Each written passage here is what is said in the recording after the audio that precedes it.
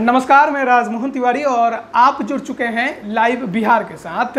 बिहार में जब भी कोई बड़ा राजनीतिक कार्यक्रम होता है तो उसमें बिहार के युवाओं को लुभाने के लिए रोजगार का मुद्दा सबसे बड़ा होता है। लोकतंत्र का महापर्व चुनाव माना जाता है। जब भी बिहार में चुनाव हो तो बिहार के युवाओं को लुभाने के लिए नेताओं के भाषण में रोजगार का नाम लिया जाता है। लाखों युवाओं को रोजगार देने की बात कही जाती है। हाल ही में पिछले साल बिहार में विधानसभा चुनाव संपन्न हुए। इस चुनाव में भी रोजगार सबसे बड़ा मुद्दा था। नेता प्रतिपक्ष तेजस्वी यादव ने बिहार के 10 लाख युवाओं को रोजगार देने का वादा किया था, लेकिन उनके काउंटर में एनडीए की गठबंधन ने 19 लाख युवाओं को रोजगार देने का वादा किया। जीत 19 लाख वादे की हुई। नीतीश कुमार एक बार फिर मुख्यमंत्री बने, लेकिन क्या नीतीश कुमार की गठबंधन सरकार ने जो वादा किया था बिहार के युवाओं को नौकरी देने का 19 लाख, क्या उसकी शुरुआत सीएम नीतीश कुमार कर पाए हैं? क्या बिहार में बेरोजगारी दर घटी है? क्या बिहार के युवाओं को रोजगार मिलना शुरू हो चुका है? उसी पर एक के आंकड़ा दैनिक भास्कर ने छापा है, आप देख सकते हैं। और इसको देखने के बाद आप महसूस करेंगे कि बिहार के युवा जितने ज़्यादा पढ़ाई करते हैं वो उतने ज़्यादा बेरोजगार बनते हैं। जी हाँ, बिहार में जो कुल बेरोजगार हैं उनमें 78% वो युवा हैं जिन्होंने ग्रेजुएट फर्स्ट ईयर से लेकर पोस्ट ग्रेजुएट तक की पढ़ाई की है। यानी जितने ज़्यादा वो पढ़ते हैं उतने ही ज़्यादा वो बेरोजगार होते चले जाते हैं। इस दैनिक भास्कर की रिपोर्ट में ये भी बताया गया है कि केवल मई महीने में, यानी पिछले साल मई 2021 में लगभग 1.5 लाख बिहार के युवा बेरोजगार हुए हैं। मई में बिहार में लॉकडाउन लगाया गया था कोरोना संक्रमण को देखते हुए, और कोरोना संक्रमण की वजह से कई लोगों की रोजगार चली गई और कई लोगों को छंटनी की वजह से अपने रोजगार से हाथ धोना पड़ा है। और ये सबसे ज़्यादा शहरी क्षेत्रों में देखने को मिले हैं। आप देख सकते हैं ये रिपोर्ट, जिसमें साफ तौर पर बताया गया है कि राष्ट्रीय बेरोजगारी दर 11.9% है, लेकिन बिहार का बेरोजगारी दर 13.8% है। बिहार में सबसे ज़्यादा वो युवा बेरोजगार हैं जिसने ग्रेजुएशन फर्स्ट ईयर से लेकर पोस्ट ग्रेजुएट तक की पढ़ाई की है। और इसके अलावा मई महीने में 1.35 लाख लोग और ज़्यादा बेरोजगार हुए हैं। ये तमाम आंकड़े हम आपको दिखा रहे हैं। अगर बात करें प्रति व्यक्ति आय की तो राष्ट्रीय औसत 94,954 रुपये है, लेकिन उसके मुकाबले बिहार में रहने वाले व्यक्तियों की जो आय है उसका आंकड़ा महज 31,287 रुपये है, और इसका और नीचे गिरने की बात की जा रही है। बिहार में आप एक बात तो समझ गए हैं कि बेरोजगारी दर सबसे ज़्यादा है और लगातार बढ़ते ही जा रही है। पिछले महीने बेरोजगारी दर और ज़्यादा बढ़ी है, लेकिन देखिए कि बिहार में जो कम पढ़े लिखे लोग हैं वो कम बेरोजगार हैं। अगर बात करें कुल बेरोजगारों की जो भी बिहार में हैं, तो उसमें जो साक्षर हैं 5वीं तक वो महज 1% बेरोजगार हैं। जो 6ठी से 9वीं पास हैं वो महज 2.3% बेरोजगार हैं।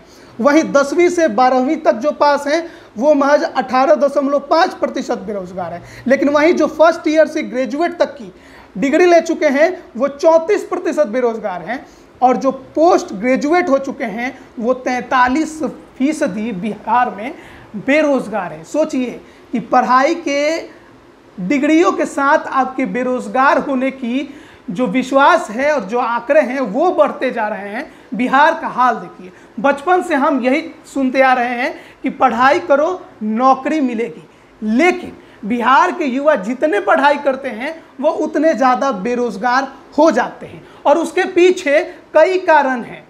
कारण सरकार की लापरवाही भी उसी में शामिल है। साथ ही बिहार के जो भर्ती आयोग हैं, जो नौकरी के देने के लिए जो आयोग बने हैं, उनमें भ्रष्टाचार भी शामिल है। इसमें कोई दो राय नहीं कि बिहार के जो भी भर्ती आयोग होते हैं उनमें भ्रष्टाचार होते ही हैं। कई बार इसके सबूत मिले हैं। जांच कईयों के अभी चल रहे हैं। अब देखना है कि इसमें क्या कुछ आगे फैसला होगा। लेकिन बिहार जहां पर चुनाव के दौरान रोजगार की सबसे ज़्यादा बातें की जाती है, वहां पर बेरोजगारी दर का हाल देखिए।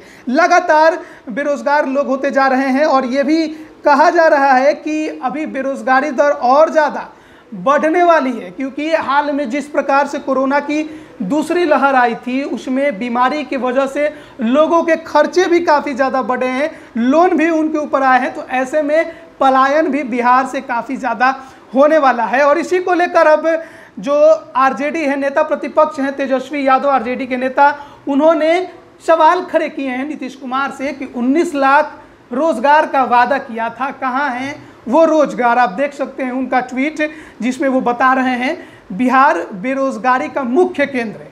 78% बेरोजगार ग्रेजुएशन से लेकर पोस्ट ग्रेजुएट वाले। 16 वर्षों की एनडीए सरकार बेरोजगारी बढ़ाने के एक सूत्रीय कार्यक्रम पर ही कार्य कर रही है। एनडीए का 19 लाख नौकरियां देने का वादा था, लेकिन अब उस पर कोई चर्चा नहीं है। इन्होंने युवाओं को ठग लिया है। बिहार के युवा हर समय ठगे जाते हैं, चाहे केंद्र में चुनाव हो रहा हो प्रधानमंत्री का या फिर बिहार में मुख्यमंत्री का चुनाव हो। जब भी कोई नेता आता है रोजगार को लेकर भाषणबाजी करके चला जाता है। बिहार के ही नेता आते हैं, भाषणबाजी कर वोट युवाओं के लूट ले जाते हैं, लेकिन जब रोजगार देने की बात आती है तो फिर इस पर कोई बहस नहीं की जाती है। अभ्यर्थी लगातार सड़कों पर उतरते हैं, खड़े होते हैं, सोशल मीडिया पर कैंपेन चलाते हैं रोजगार को पाने के लिए, नौकरियां वैकेंसी निकालने के लिए, लेकिन उससे कुछ होता नहीं है। अब बिहार एसएससी को ही ले लीजिए ना, 2014 में तो वैकेंसी आई थी, 7 साल हो गए हैं, लेकिन आज तक उसकी प्रक्रिया खत्म नहीं हुई है। ऐसे ही कई ऐसे आयोगों के वैकेंसी हैं जो 2 साल 3 साल से लटके पड़े हैं। बीपीएससी राज्य का सबसे प्रतिष्ठित आयोग, 64वीं जो उसकी विज्ञापन निकला था 64वीं बीपीएससी का, आज 3 साल हो गए हैं, इसकी भी प्रक्रिया अभी तक पूरी नहीं हुई है।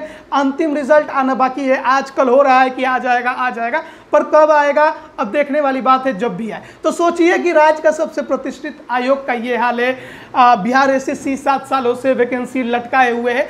तो आगे की वैकेंसियों के लिए युवा क्या करे जब पहले की वैकेंसी पर ही वो अटका पड़ा है। कई ऐसे आयोग हैं जो अभ्यर्थियों को असमंजस में फंसा देते हैं।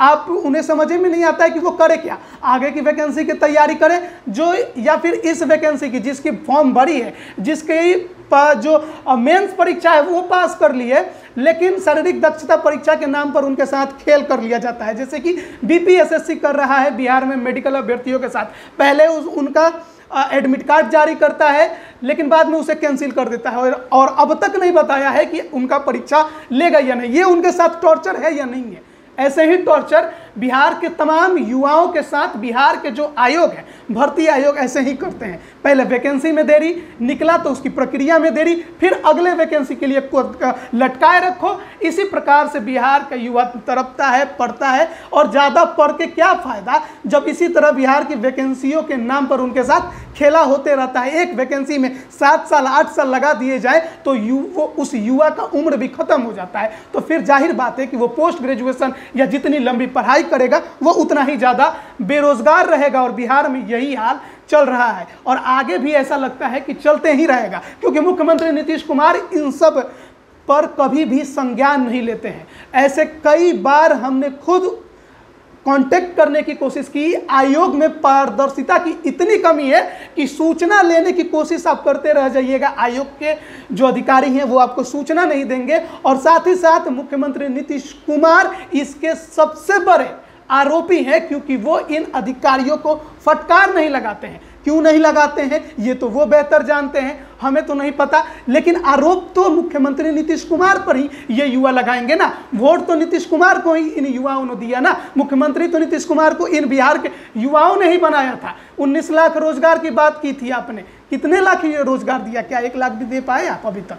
बिहार में अगर 10 डाटा एंट्री ऑपरेटरों की नौकरी निकल जाती है तो 50,000 की भीड़ वहां पर इकट्ठी हो जाती है। सोचिए कि बिहार में बेरोजगारी कितनी है और रोजगार देने के लिए ये सरकार कितनी तत्पर है। ये आंकड़े आपको बेहतर तरीके से समझा रहे हैं और आयोग के खेलों को हमने आपको बताया कि बिहार के जो सबसे ज़्यादा पढ़े लिखे युवा हैं वो ज़्यादा बेरोजगार क्यों हैं, क्योंकि ये बिहार के भर्ती आयोगों की सबसे बड़ी लापरवाही है। और उससे भी बड़ी लापरवाही बिहार के मुख्यमंत्री नीतीश कुमार की है, जो इन अधिकारियों पर वो कभी भी उनसे ना पूछताछ करते हैं, ना ही उनसे कभी इस मामले में संज्ञान लेने की कोशिश करते हैं। सवाल विपक्ष भी पूछता है, सवाल हम भी पूछते हैं, बिहार के युवा अभ्यर्थी भी पूछते हैं, लेकिन जवाब कभी भी कोई नहीं देता है, ना बिहार की सरकार ना ही वो भर्ती आयोग। अब देखते हैं आगे क्या कुछ होता है। क्या इस रिपोर्ट के बाद भी अगर बिहार में और बिहार की सरकार को थोड़ी शर्म होगी तो वो इन आयोगों से पूछेगी कि इन भर्ती की प्रक्रिया में इतनी देरी क्यों होती है। और अगर अभ्यर्थी टॉर्चर हो रहा है, आपसे सवाल पूछ रहा है कि सरकार बता दीजिए कि हमारा एग्जाम लेंगे या नहीं लेंगे, तो इसका जवाब आप क्यों नहीं देते हैं। अगर शर्म होगी बिहार सरकार में तो वो इन आयोगों से जरूर पूछेगी। आप बने रहिए लाइव बिहार के साथ, तमाम अपडेट हम आप तक लगातार पहुंचा रहे हैं। आपका बहुत बहुत धन्यवाद। लाइव बिहार यूट्यूब पर सब्सक्राइब और फेसबुक पर लाइक जरूर करें।